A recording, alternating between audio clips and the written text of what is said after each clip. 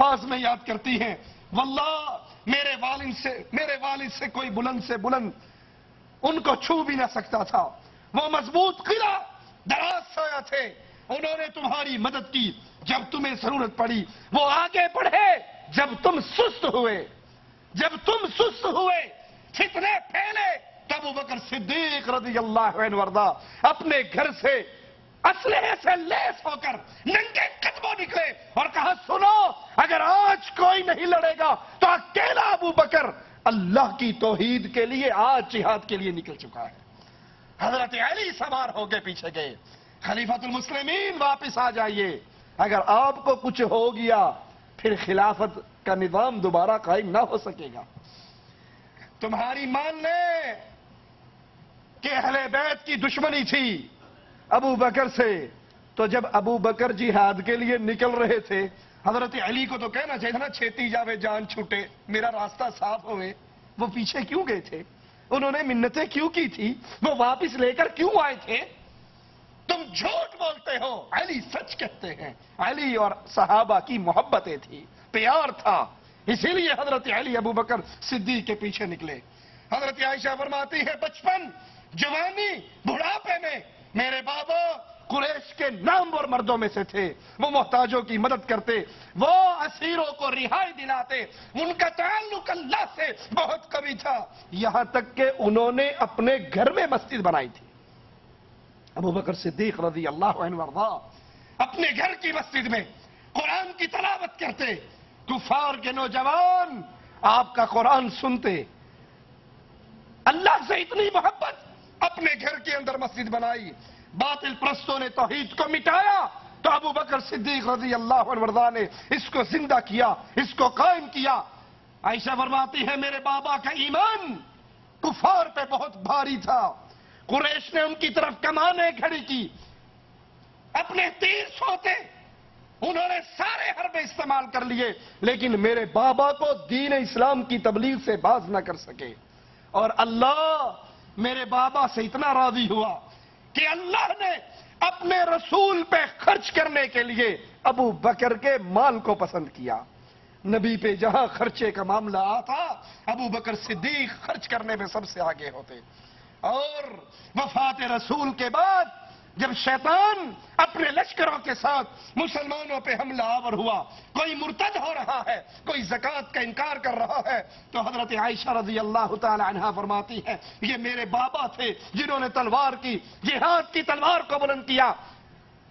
عمر جیسی ہستی کو بھی جواب میں کہا اگر یہ وہ ایک رسی جس سے اونٹ کو باندھا جاتا ہے نبی کو دیا کرتے تھے، زکوٰۃ میں مجھے نہیں دیں گے، اس ایک رسی کے لینے کے لیے بھی میں ان سے جہاد کروں گا۔ ابو بکر وہ عظیم ہستی جس کی وفات سے ایک خلا بنا، تو اس کو پر کرنے کے لیے اپنی جیسی ہی سیرت اور کردار والے عمر بن خطاب کو اس مقام پر فائز کیا۔ جب کسی نے کہا ابو بکر رضی اللہ عنہ وارضا عمر کو ہمارا خلیفہ بنا کر جا رہے ہو، یہ بڑے سخت ہیں، یہ بڑے شدید ہیں، کہا جب خلافت کا بوجھ پڑے گا تو ان کی سختی کم ہو جائے گی، اور اگر مجھ سے اللہ نے پوچھا مسلمانوں کا معاملہ کس کے حوالے کر کے آئے ہو، میں کہوں گا اللہ اپنے بعد تیرے نبی کے صحابہ میں سب سے افضل عمر ابن خطاب کو اپنے نبی کے صحابہ کا معاملہ دے کر آیا۔ اس عظیم ہستی کو مسلمانوں کے انتظام سنبھالنے کے لیے مقرر کیا، جن کے بارے میں اپنوں نے نہیں کفار نے بھی کہا اگر ایک عمر مسلمانوں کے پاس اور ہوتا پوری دھرتی پہ لا الہ الا اللہ کے جھنڈے گاڑ دیے جاتے۔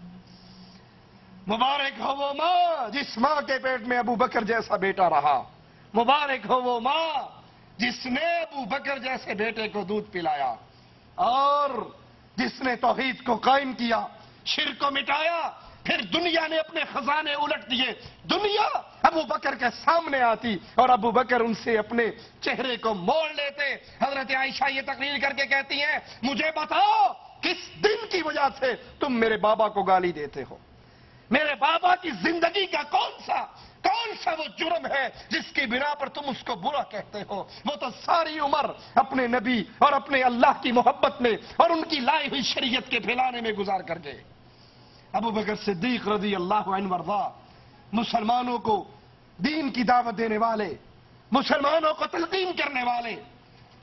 سلمان فارسی سے کہا نماز کی تلقین کرتے ہوئے کہ اے سلمان، اللہ کا خوف کیا کرو، وہ قریب ہے وقت جب سب کچھ چیز، چھپی ہوئی چیزیں واضح ہو جائیں گی، ظاہر ہو جائیں گی، اور لوگ معلوم کر لیں گے ہر چیز میں تمہارا کیا حصہ ہے، تم نے کیا کھایا اور کیا چھوڑا ہے۔ یہ سمجھ لو جس نے 5 وقت نماز ادا کی وہ صبح سے شام تک اللہ کی حفاظت میں آ گیا، پھر اس کو کون مار سکتا ہے؟ اور جس نے اللہ کے ساتھ عہد شکنی کی وہ الٹے منہ کر کے دوزخ میں لٹکا دیا جائے گا۔ جس نے 5 نمازیں مسلمانوں کے ساتھ ادا کی یہ اللہ کی حفاظت میں آ گیا، صبح سے لے کے شام تک یہ اللہ کی نگہبانی میں آ گیا۔ اب جو بندہ اللہ کی نگہبانی میں ہو اس کا کوئی کچھ بگاڑ سکتا ہے؟ اور جس نے ان نمازوں کو ترک کیا اس نے اپنے اور اللہ کے درمیان عہد کو توڑ ڈالا۔ اب اس کا ٹھکانہ الٹا کر کے جہنم میں لٹکایا جانا۔ والدین کے حقوق کے بارے میں ابو بکر صدیق کی کتنی عظیم تعلیمات ہیں۔ عاصم بن فاروق کا جب اپنی والدہ سے جھگڑا ہوا آپ نے فیصلہ فرمایا اور اس کے بعد عاصم کو تلقین کرتے ہوئے کہتے ہیں اچھی طرح جان لو کہ تمہاری والدہ کی ہر بات تم سے بہتر ہے۔ عبد الرحمن بن عوف رضی اللہ عنہ وارضا کا ایک ہمسائے سے جھگڑا ہوا، اس کے پاس آئے اور کہا عبد الرحمن اپنے ہمسائے سے جھگڑا نہ کرو کیونکہ اس کا تعلق تم سے قائم رہے گا، لوگ تمہارے درمیان آ کر باتیں کر کے واپس چلے جائیں گے اور تم دونوں کا حال لوگوں کو سنائیں گے، لیکن تم دونوں کا پڑوس تو باقی رہے گا، تمہارا رشتہ تو باقی رہے گا۔ نبی کی سنت کا دفاع کرتے ہوئے ابو بکر رضی اللہ عنہ وارضا کی خدمات اتنی ہے، صرف ایک مثال اپنے سامنے رکھیے کہ نبی کی سنت کی مخالفت ابو بکر برداشت نہیں کیا کرتے تھے۔ ایک عورت نے حج کے دوران خاموش رہنے کی منت مانی کہ پورے حج میں خاموش رہوں گی۔ ابو بکر صدیق کو علم ہوا تو اسے کہا بات کر، گفتگو کر، خاموش نہ رہ کہ یہ عمل جاہلیت کا عمل ہے اور شریعت اسلامیہ میں ناجائز ہے۔ آج ہمارے ہاں بھی پیروں نے روزے رکھے ہوتے ہیں نا، چوپ شاہ، پیر چوپ شاہ۔ حویلی لکھا سے آگے جاؤ، دیپال پور سے حویلی لکھا کی طرف جاؤ تو راستے میں ایک دربار ہے، میں نے خود دیکھا ہے، پیر چوپ شاہ۔ کیوں جی؟ بڑی پہنچی ہوئی سرکار ہے، 9 سال سے چوپ کا روزہ رکھا ہے، مگر انشاءاللہ پکا ہی چوپ ہو جائے۔ یہ چپ کا روزہ رکھنا، یہ خاموش رہنا، یہ مراقبے اور چلے کاٹنا، اس کی تعلیم ابو بکر صدیق رضی اللہ عنہ وارضا اس کو کیا کہتے ہیں کہ یہ جاہلیت کا عمل ہے، زمانہ جاہلیت میں ہوا کرتا تھا، شریعت نے اس کو ناجائز قرار دے دیا۔ یہ پیر چوپ شاہ آج بڑے پہنچے ہوئے پیر ہیں شریعت کے اندر، یہ اللہ کے رسول صلی اللہ علیہ وسلم کے گستاخ ہیں، یہ نبی کی شریعت کے مقابلے پہ اپنی شریعت بناتے ہیں۔ لشکر شام پہ جب یزید بن ابی سفیان کو سپہ سالار بنا کر رخصت کیا تو رخصتی کے وقت فرمایا سنو، کسی عورت کو قتل نہ کرنا، کسی معذور کو قتل نہ کرنا، کسی بوڑھے کو قتل نہ کرنا، پھلدار درختوں کو نہ کاٹنا، کھیت نہ اجاڑنا، کھجور کے درخت کو جڑ سے نہ کاٹنا اور نہ جلانا، اسراف نہ کرنا اور بخل بھی نہ کرنا۔ اپنے عمراء کو اللہ کے نبی صلی اللہ علیہ وسلم کی تعلیمات سنا کر پھر میدان جہاد کے لیے روانہ کرتے۔ مسلمان کے خون کی قیمت ابو بکر صدیق کی نظر میں کتنی تھی؟ ایک شخص ابو بکر صدیق رضی اللہ عنہ وارضا پر کے ساتھ گفتگو کرتا ہے، ابو بکر اس میں ناراض ہو جاتے ہیں، دوسرے صحابی کہتے ہیں اللہ کے نبی کے خلیفہ اس شخص کی گردن کاٹ دو۔ آپ نے کہا سنو، رسول اللہ صلی اللہ علیہ وسلم کے بعد ایسا کرنے کی کسی اور کو اجازت نہیں ہے، یہ مقام صرف محمد الرسول اللہ کا مقام تھا۔ ان کے ساتھ جو گستاخی کرے اس کی گردن کاٹ دی جائے گی۔ یہ مقام محمد ہے، اب اس کے بعد کسی اور کے لیے لائق نہیں ہے مسلمان کی خون کی حرمت۔ اگر ان کی شان دیکھنا چاہتے ہو تو قرآن حکیم کی آیت ثانی اثنین اذ ہما فی الغار اذ یقول لصاحبہ لا تحزن ان اللہ معنا، جب غار کے اندر اور دو میں سے دوسرا اپنے ساتھی سے کہہ رہا غمگین مت ہو ان اللہ معنا۔ ابو بکر کو گالیاں دینے والوں، ابو بکر کی تکذیب کرنے والوں، اور نعوذ باللہ ثم نعوذ باللہ معاملہ تکفیر تک پہنچ چکا ہے۔ لوگ آج ابو بکر کے ایمان کا انکار کرتے ہیں۔ اگر تمہاری بات مان لی جائے، قرآن کی اس آیت کا کیا ترجمہ کرو گے؟ رسول صلی اللہ علیہ وسلم ابو بکر سے کہہ رہے، قرآن کے الفاظ گواہی دے رہے، لا تحزن ان اللہ معنا، غم کیوں کرتے ہو؟ اللہ ہمارے ساتھ ہے۔ اگر نبی ایمان والے تھے اور ابو بکر نعوذ باللہ بقول تمہارے اہل ایمان میں سے نہیں تھے، پھر قرآن کیوں کہہ رہا ہے ان اللہ معنا، اللہ ہمارے ساتھ ہے؟ نبی کو یہ کہنا چاہیے تھا ان اللہ معی، رب میرے ساتھ ہے۔ جس طرح اللہ اپنے رسول کے ساتھ، اسی طرح وہی اللہ کی معیت اس وقت ابو بکر صدیق رضی اللہ عنہ وارضا کو حاصل تھی۔ ان کا ایمان بنی اسرائیل کے ایمان سے بہت بڑا ہوا تھا۔